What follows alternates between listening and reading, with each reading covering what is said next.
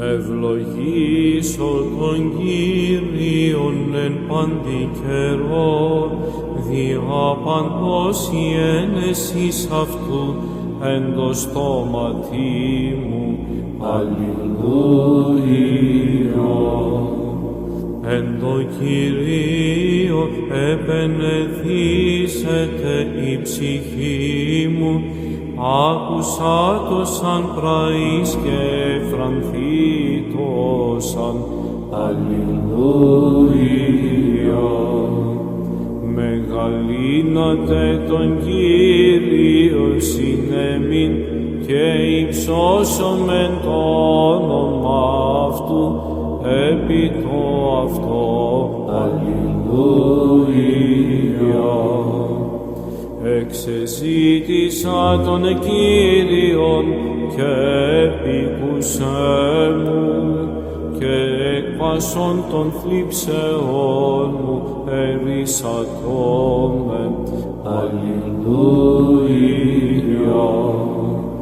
Προσέρθετε προς Αυτόν και φωτίστητε και τα πρόσωπα ημών που μη κατεσχυνθεί.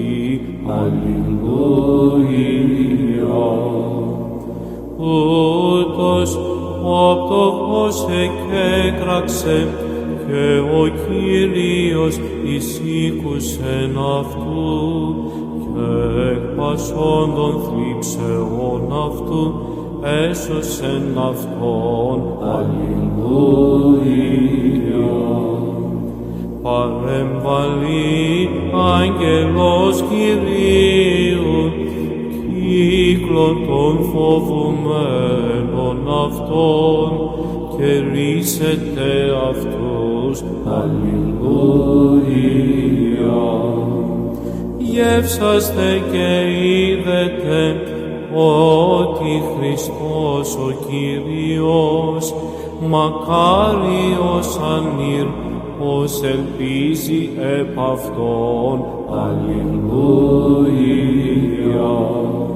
Φοβήθητε τον Κύριον, πάντες οι Άγιοι αυτού, ότι ουκέστην εις θέρημα της φοβουμένης Αυτόν.